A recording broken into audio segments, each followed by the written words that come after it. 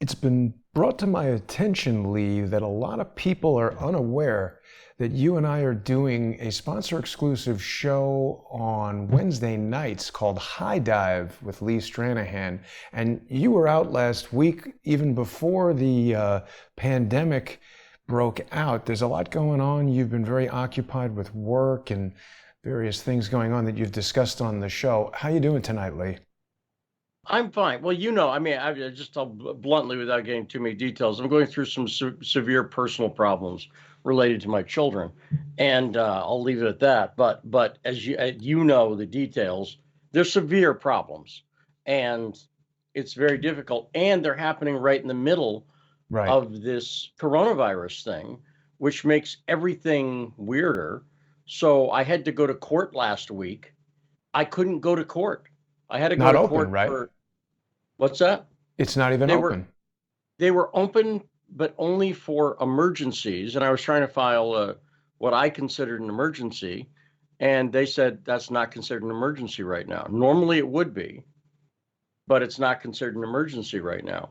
And uh, so that's going on top of everything else. The show's going great. In uh, a lot of ways, my life is going great. But with this, when you've got kids and there's a real problem, it sort of overwhelms everything. And like I say, there's literally almost no way to deal with it right now. So that's what's going. That's part Yeah. of what's going on with it. With it, you know some of the details, so you know I'm not overhyping this. No, not Uh, at all. And I mean, I think a lot of people have been through divorces and had these kind of struggles. And Lee, I think most people feel like, life is pretty challenging. And when right. something like this huge pandemic breaks out, it doesn't help anybody. And we've got these boneheads in Congress who are sitting around trying to give themselves raises. I mean, is anything more brazen than the coronavirus relief bill, including a raise for people in Congress? Forgive me. I was looking at the wrong camera. I'll look over here, Jason. Sorry. Good to see you, Sorry. You Lee. should have corrected me. I looked disturbing before. But no, I'm so used to going to my. That's my good camera. Then I got this one, and I got this one. So forgive me about that. Totally okay. I just realized I'm looking at a camera that's not on. Oops. Um, yeah. So I've been thinking. We've been. So I got out of the hospital about. Well, I Three, can four tell weeks you ago? actually. I got out of the hospital about 3 weeks and 5 days ago, something like that, because someone reminded me of the date. Yeah. And someone told me the date last night. And I'm like, okay, so let me just do the math. So close to 4 weeks ago, I got out of the hospital and immediately went to CPAC, which turned out to be, you know, ground zero for the pandemic in Coronavirus, some right. in some ways, yeah. And then, but that was very interesting. And then, of course, prior to being in the hospital for 10 days, uh, I Which, by the way, I've is been also a risk for coronavirus exposure. could be, yeah, could be. No one's called me from the hospital to say, oh, hey, by the way. And you got to remember when I was in the hospital, the coronavirus story was just starting. It was Yeah. just I mean, this has been around since December, January. I'll talk about what Scott Ritter said today, in fact, on my radio show, because it's very interesting. But it was just barely a story. Right. It was just starting to come. We joked around about it a little bit because this was before the real at it was a Chinese phenomenon. It was in this Wuhan province, and it was interesting. They'd quarantine people, but it's China, so they're an authoritarian society, and you go, well, maybe they're overreacting or whatever. By the time I got out of the hospital in that week, it had started to pick up. Then when I went back to the radio show, I realized because my son Shane, who's been great about this, Shane was on this story a month and a half ago. He was like, no, this is coming. It's going to be serious. He was concerned about me because he felt like I'm diabetic. Higher I'm risk. going to be, I'm Yeah. going to be 55 this year. I'd been in the hospital a couple times in the past year. He said, you need to watch out. And he meant that it was not overhyping. He was like, you're in that category of people who need to watch out. But that's And true so of flu as well, isn't it, Lee? I mean, anybody who's getting older or has any kind of serious health complication is at risk of any of these seasonal viral sicknesses. well, yeah, and it's interesting to see, although corona is different, it's not the flu. It's literally a different strain. Not It's saying it closer to, is. Yeah. yeah, no, but I'm just saying it's, but I'm not even comparing it to the flu. I'm saying it's literally not influenza. It's Yeah. closer to SARS and MERS, which are disparate, different respiratory ailments. Not that I'm a doctor, but but and that's important for something we'll talk about in a minute here, because I think there's a reason Asia's handled it better, which has to do with the fact that they went through SARS and MERS before, and most Western countries didn't really get hit the way Asian countries did. So Singapore, Korea, those countries dealt with SARS and MERS and were better prepared for dealing with coronavirus, which is a variant, which is in that same family Well, let of me ask you things. this. When you say they were better prepared, are you talking about their population having built up an immune resistance to it, or their organizational structure of their governments and their medical facilities were better prepared? Okay, so I wasn't ready to talk about this part yet, Oh yeah, no, we're gonna but we're gonna get in depth. I'm sorry to keep interrupting you, but yes, I want people to no, no, understand. no, no, it's no, When we it's begin, valid. yeah, Let me when we let me let begin me the in-depth show, sorry, let me just get this out for everybody. The in-depth show is going to start in just over 20 minutes on patreon.com/Stranahan and patreon.com/crowdsourcethetruth or subscribestar.com/crowdsourcethetruth. You know, Lee, people who are watching you here on Crowdsource the Truth and enjoy the shows, they really should go over to patreon.com/Stranahan and become sponsors. Lee is the founder of Citizen Journalism School. He's the co-host of Fault Lines with Nixon and Stranahan, and you can sponsor Lee on Patreon, where you're going to get simulcasts of High Dive with Lee Stranahan. Sorry, please continue. And well, I will, but let me also mention on the Patreon stuff, I've sucked at it so far. And one of the things I'm planning on using the quarantine for is to get, no, literally just better at it. With everything, it's difficult because part of what I've been going through for a year or so, I haven't talked about, and I'm pretty honest with people, but for reasons that are largely personal, I haven't talked about part of the reason I've had so many problems getting things done was involved my personal life in a way that I was compensating for a lot of problems and financial problems and everything else. And so one of the things that's fallen by the wayside, and I've already been able to use it to build my studio. And Jason, you know how this goes. Yeah. There's a lot of like, where's that cord stuff going on with me? Where I know I've got a cord, but I don't know where it is. It's amongst, you know, A lot of stuff.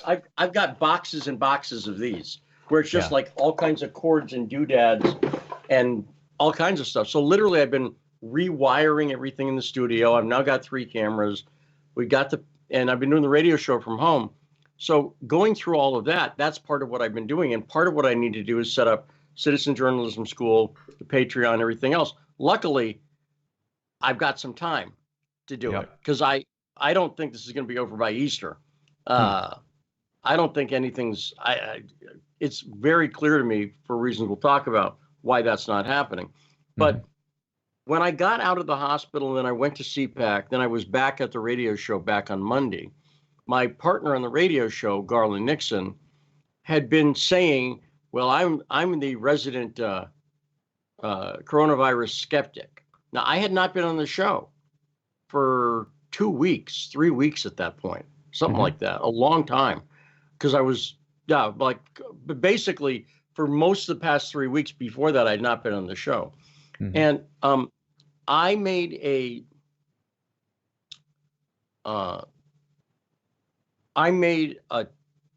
fundamental choice that I was going to approach this story, because I'd looked at it enough, differently than I approach a lot of things.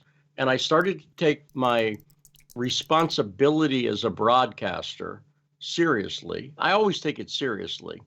But, I like to do investigative journalism. I like to figure out what's really going on. I like to figure out what the news is getting wrong and everything else. But I could see that with this story, part of what was happening was that we talked about this a little bit a couple weeks ago. There's three aspects to this story. There's the medical aspect, there's the political aspect, then there's the societal aspect. The medical aspect is, what's the death count? What's the cumulative death rate? What's like, is this different than the flu? Those are medical questions. The political questions are, what about this bill they're putting through? Yeah. Or what about this lockdown order they're putting in place? That's political. Then there's the societal aspects, such as, why is everyone buying toilet paper? There's not really a medical, that's separate, right? You don't think coronavirus is giving people the runs, Lee? No, I don't. I think that absolutely what's going. No, I know you're joking, but that would at least make sense. In other words, there's parts of the societal aspect here that literally don't make sense. And like the toilet paper run, there's no reason for it. That is an example of, or people going to the beach in large numbers. And so what's happened is people look at the medical aspect, the political aspect, and the social aspect, and they mix them all up. So people go, well, I don't like what Chuck Schumer's doing. Therefore, this coronavirus thing is a bunch of BS. And that does not follow logically. It might be true, it might not be true, but it doesn't follow. You've got, and the example I always use on this is like Katrina, right? Katrina, it's not like there wasn't a storm called Katrina. That storm was absolutely right. It happened. And did people take advantage of that storm that was real? Yes. But because they took advantage of it through corruption and power grabs and money grabs, and by the way, were there aspects which the way the levees were built that exacerbated it, made it worse? Absolutely. Then, did people loot during Katrina? Yes, they did. And so it could be true that people were acting like fools in some cases, that the government was acting corrupt in some cases, and the thing was real. But it being real also doesn't change the fact that the levees, let's say there were problems with the Army Corps of Engineers and blah, blah, blah. But the point is, when you're in Katrina, when the hurricane is coming in, right, and the levees are starting to rise, in my view, that's not the time to try to sort out the other parts of it. So if I see that there are police, as there were in Katrina, who are going to stop you from going across a bridge into another county, okay? I have all kinds of political questions about that. But I'll tell you, at that moment, I ain't going across that bridge, right? That's practical. While the storm's coming in, I'm going, I'm not going to cross that bridge now because the cops there aren't going to let me across. Therefore, I'm also not going to be a person who's going to sit on a lawn chair waiting for the government to come and rescue me. I'm going to actively work to try to figure out the way out of the crisis. Then afterwards, after I'm safe and sound, then, okay, let's talk about Mayor Nagin. Let's talk about the Army Corps of Engineers. And so what I saw was this was a impending situation where governments around the world, everywhere, from China to Russia to Europe, everywhere, the Americas, everywhere, were doing things that were completely unprecedented. And therefore, part of what I realized I had to do was to try to, this goes back to my responsibilities as a broadcaster. Yeah. When I see that happening, I don't want to BS about, because I consider it BS at that moment. Okay, well, what's the origin of this? It doesn't matter actually to me at that moment. I don't even care what the origin is. What I see is coming, and so I tried to turn the show towards telling people, here's how to prep, here's what to buy, here's what not to buy. We've done a number of things on nutrition. We've done stuff on exercising at home, but also here's why you want to have copper tape. Do you know about copper tape? No, for plumbing? Well, yes, but we've had copper tape here. I wish I could, if Shane were handy. It's all over my house. What does it All do? my doorknobs are covered in copper tape. Virus Copper, stuff? yeah. So here's what it is. The coronavirus will last about 3 days on plastic or metal. Mm-hmm. Okay. It lasts about 3 hours on copper or in the air.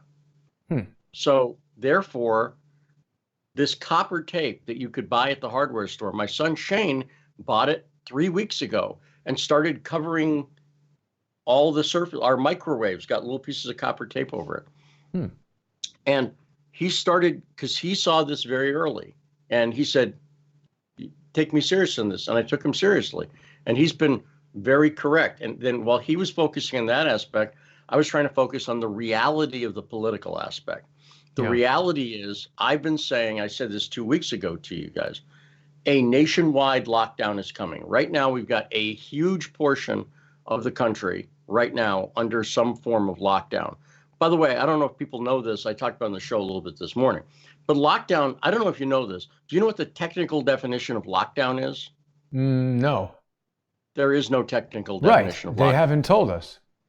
Well, haven't told us what an essential job is. They haven't told us a lot of things. And Lee, we're just a few minutes away from making the transition from YouTube here, where we're introducing everybody to the topic. And we're going to get in depth on patreon.com/Stranahan, patreon.com/crowdsourcethetruth, and subscribestar.com/crowdsourcethetruth. The question that I've posed here is, now, we agree, I'm not saying it's fake. We agree this is a virus. People are getting sick. But the question is it a deadly pandemic, or is this media panic that outweighs the danger of the actual sickness? We're going to get in depth on that. And I got a lot of questions to ask about, input that we're getting from MDs and things like that. We know that Rand Paul he's a medical doctor, and he has been taking some flack. USA Today is criticizing him for not leading by example and removing himself from the Senate. I want to talk about what several medical doctors have said to me about the general population with regard to these types of viral infections, including SARS, MERS, coronavirus, the flu, etc.